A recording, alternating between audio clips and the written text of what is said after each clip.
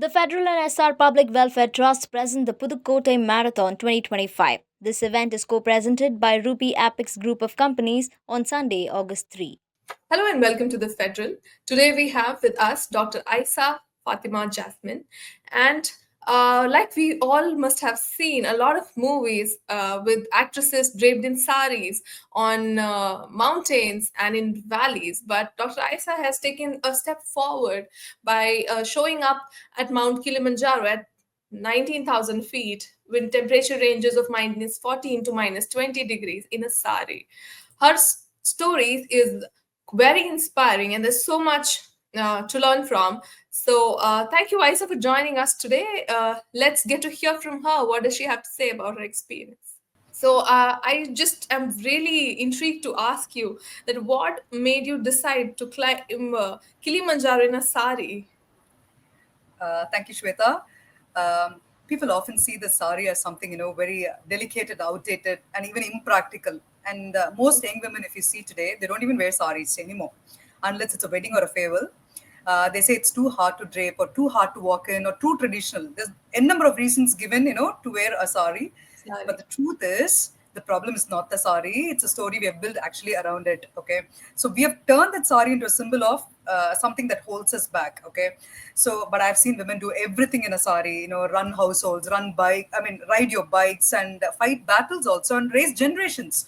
So I True. wanted to change that narrative to say Mm-hmm. maybe the problem is not the saris are hard to wear. Maybe the problem is we've stopped seeing strength in softness. We've confused modern with convenient. So the whole idea is to say the sari is not the limitation, but our assumptions are, and you can wear your identity to the highest point on the continent and still hold your ground. Right. So, was this like a decided symbolic choice, or was it like a spontaneous decision? And as you did that, like, what was the biggest challenge of trekking in a sari at like 19,000 feet? Let me tell you, until the summit, I was in 6 layers on the top. Okay, so it's like 6 layers on the top and 3 layers below, and then I was wearing a balaclava, then a woolen cap, and then a hoodie and everything. So the cold was, the weather was around minus 14 to minus 20 degree. So it is insanely windy, and I had a splitting migraine headache at the summit, thanks to the altitude and the brutal sunlight bouncing off the snow. But the moment I reached the summit, I took all of it and stood there just in a sari and in boots, no thermals, no layers. I would say just some willpower and some madness to do this thing. I think at 19,000 feet, we all know that the oxygen level drops to 50% of, what we breathe at sea level. So your Yeah. body is already struggling. You can't stay long at the summit. Maximum is 10 to 15 minutes. But, Mm. and the wind chill, you already feel like, you're in minus 20 degrees Celsius. And a Mm-hmm. migraine to it, I say it's honestly one of the worst combinations your body can actually go through. The fingers were numb, your head actually spins, your brain actually tells you get down right away. Mm-hmm. But still, I wore the sari at that point. Mm-hmm. It's because that's an identity. That's what a Right. South Indian woman will look like, a sari of us. A South Indian woman's real identity. And for me, it mattered a lot. And that 5 to 7 minutes in a sari at that attitude, that will probably stay with me all through my life. Right, right. I mean, definitely takes a lot of willpower to do that. So, but before you could actually go ahead with the trek, did anyone try to talk you out of wearing a sari? Or did you do any sort of preparation, a trial trek before attempting this?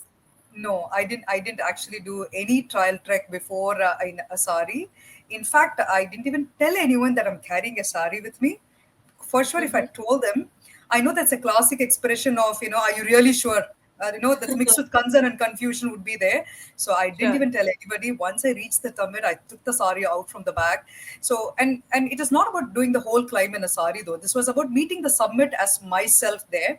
So after that 6 days of freezing, hiking, and pushing past limits, I knew this was the moment. Of course, people did ask me, "Weren't you freezing?" Of course, yes. My bones were shivering, my head was pounding, my heart was still. But sometimes, the cold outside is no match for the fire inside. So I wore the sari at the summit. Right. So, reaching the summit, what was the feeling like? Like, okay, we've reached here, it's finally here. And in between, did you have any sort of a moment where you were like reconsidering, okay, should I give up, or should I keep going? Actually, when you reach the summit, I honestly didn't even have the time to look around or go and say, "Wow, what a view!" Nothing. I just stood there, thought, I actually did it. That's a thought that ran in my mind. I actually did it. But the real story is actually hours before the actual summit. Summit night was very, very brutal. We woke up midnight, after barely any sleep. We woke up at 11 sharp the previous day, okay?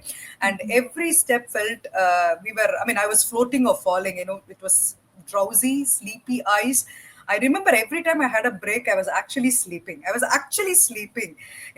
Sometimes I was actually standing and sleeping too. My brain kept yelling, "Why are you even doing this? For what? And for whom? For what are you trying to prove a point here?" That's the thing nobody tells you when you're at the mountains. It's not about your strength. It's not about your legs. It's not about testing all these things. It's about your testing your reasons. But Right. I kept repeating to myself, this is the night that I've been training for. This is the sunset that I came for. If not now, never. So, and I looked at my own teammates also. They must be also feeling through the same thing, same drowsy eyes, sleepless night, and no proper food and everything. But nobody said a word. We all kept walking. We crossed the pain in silence together. So when I reached the summit, no screaming, no cheering, and everything. We all looked at each other, tired, emotional, proud. But all 11 of us submitted. So that moment taught me something I'll never ever forget. You're more than what you think you are. But you will find that out only when you choose not to quit. When you reached the summit and you donned this sari, uh, how did your, like you mentioned, your teammates and other trekkers over there, how did they react? For everybody, it was actually mostly curiosity. What was this girl doing there, going into the corner and changing the dress? No one honestly expected that I'll pull a 6 yards at 19,000 feet. The guide was blinking because in Tanzania, nobody has seen a sari, and nobody has seen a sari at the summit. So the guide was like, we had two female guides as sisters. So the guide was like, "Are you seriously going to do this?" I said, "Yes, just hold on my bags, hold on to my thermals. I'm going to definitely do this."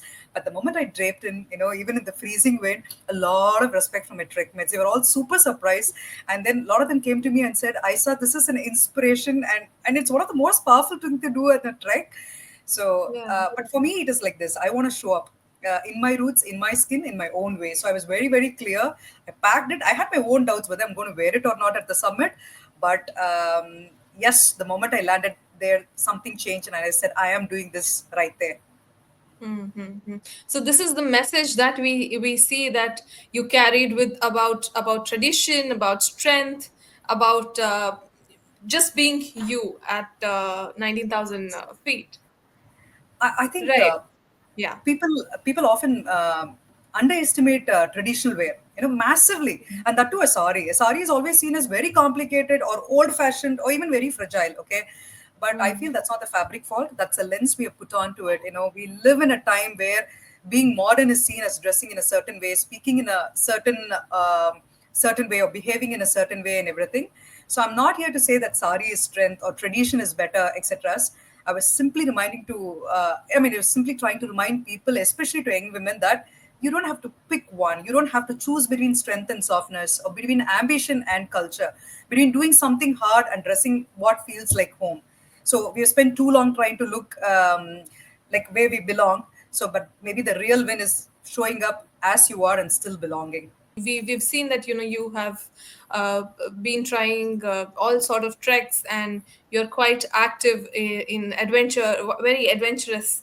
uh, but how did you train for Kilimanjaro, like physically and mentally? I mean, it's very important to have the strength, the physical and mental strength to do this, besides doing a little extra of getting there in a sari. So any sort of physical training, or was there a doctor helping you out with managing this the high altitude conditions?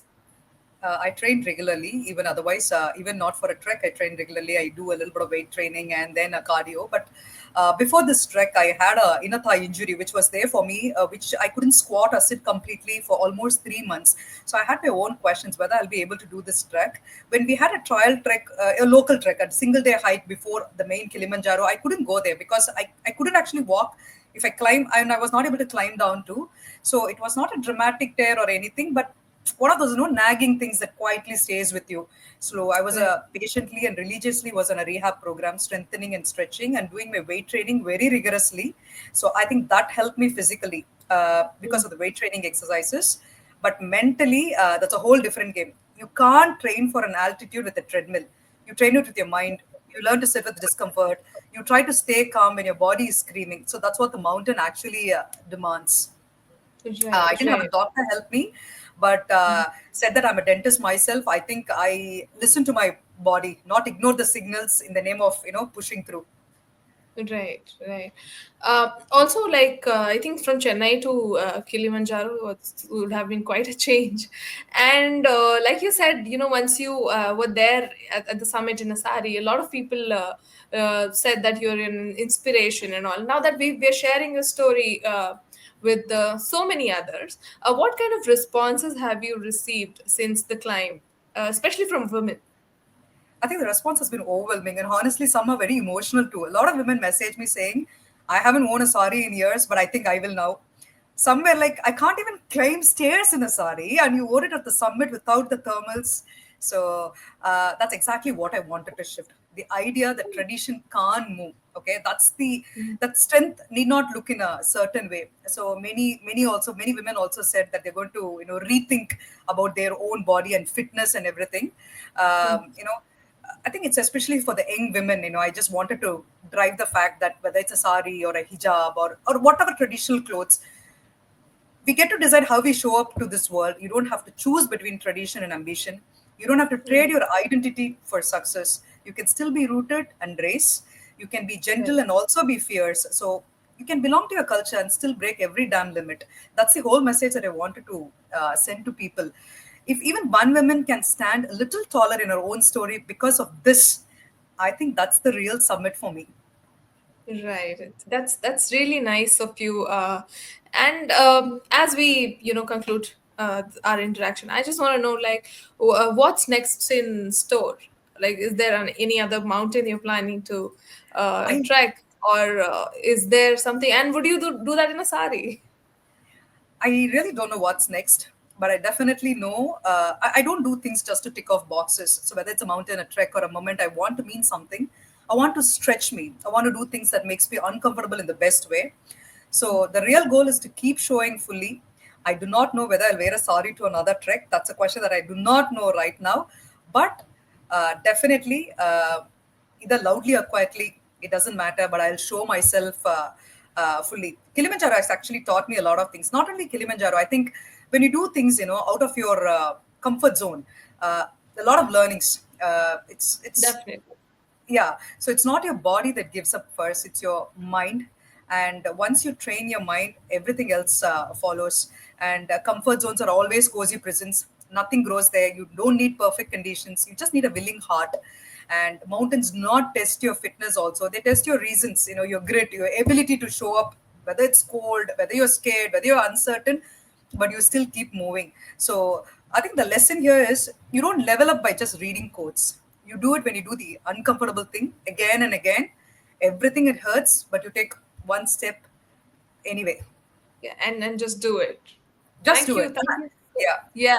I mean, I'm sure this will be a inspiration for so many others who've been just wanting to just do a basic small trek. Thank you so much for joining with us and sharing your story. And I'm sure we will look forward to more treks, more in saris, hopefully. Thank Thank you you so so much for joining. Thank you so much, Shweta. It was nice talking to you. Thank you so much.